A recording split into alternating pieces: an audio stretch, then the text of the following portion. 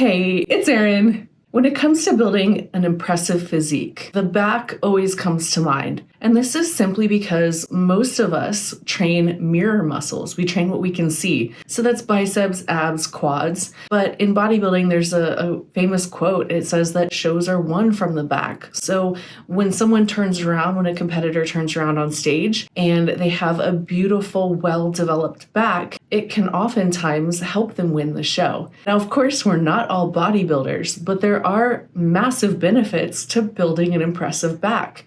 The first is that it can create the illusion of a smaller waist.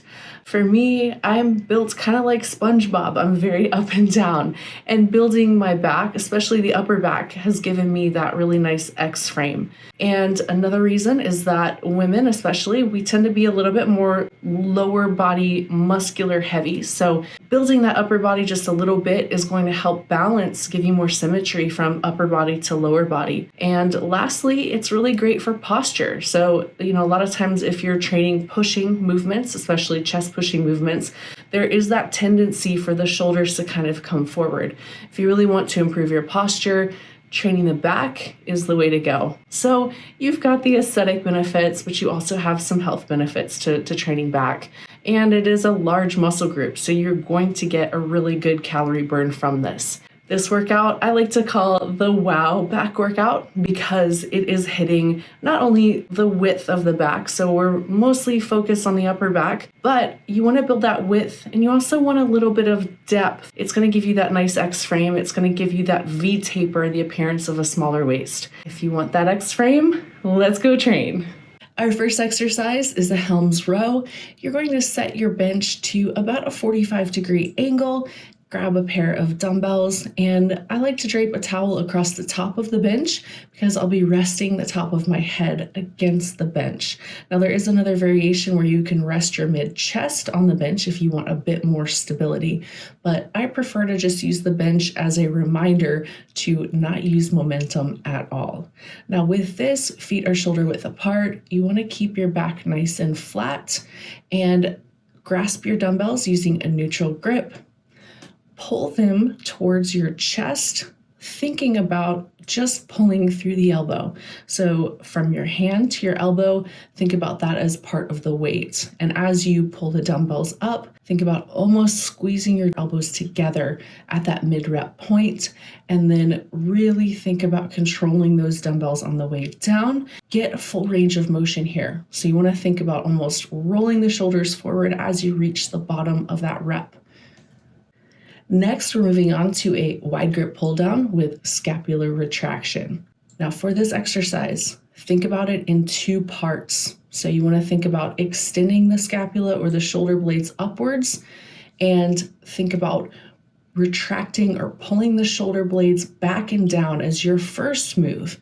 Now the second part is going to be the pull down. So you're going to pull the bar down to about your collarbone and pause slightly, and then repeat the move in reverse. So you're going to let the bar go back up to starting position and allow your shoulder blades to go back up.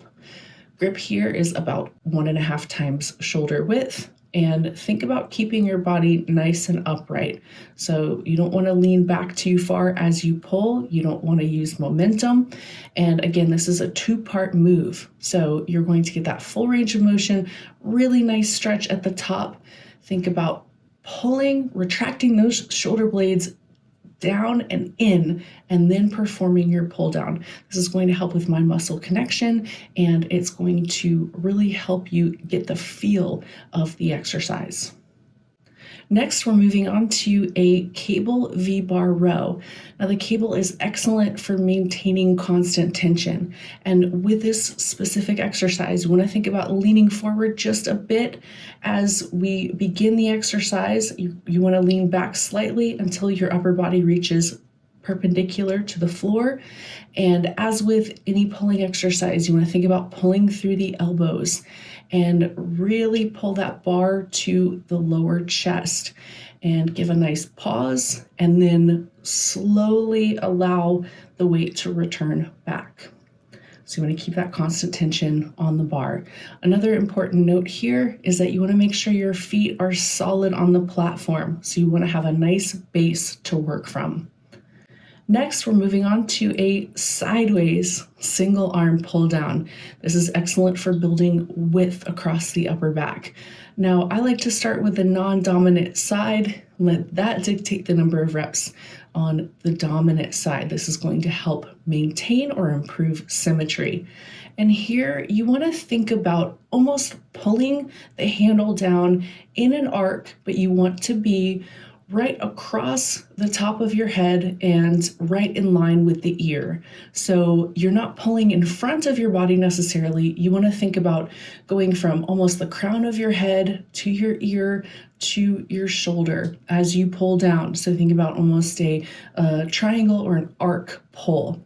And this is really going to place emphasis on the upper part of the lat, on teres. Again, really great for building width across the upper back. Now, same idea here as with the other pulling exercises. You want to think about controlling that weight back to the starting point. And as you switch sides, make sure that you're performing the exercise exactly the same from left to right. Next, we're moving on to a dumbbell pullover. Now, this exercise was one of Arnold's favorites. He said that it helped to really expand the rib cage. Now, I'm not so sure about that, but this is an excellent exercise for building width across the back. Now, for this exercise, you want your feet flat on the floor. You want your back relatively flat on the pad. Now, if you have a little bit of a gap in the lower back between you and the bench, it's totally fine. I like to scoot back so that my head is on the edge of the bench. And here I've got a grip, kind of a triangle shape around the top part of the dumbbell. So you want to make sure that you're wrapping your thumbs around the dumbbell and that your fingertips are around the other side of the dumbbell. So you are holding the top of this dumbbell completely. Now, with this exercise, you want to extend the dumbbell overhead and think about lowering it behind you in an arc position. Now, you want a soft bend or a slight bend in the elbow. You don't want your elbows to be completely locked out, and you also don't want to change the angle of the bend in your elbow throughout this exercise because you're going to target more of the triceps. So we're simply focusing on the back here. Lower the dumbbell to the point that you get a really good stretch. Pause for just a second and then bring it back up to almost the starting position. So we're working against gravity here.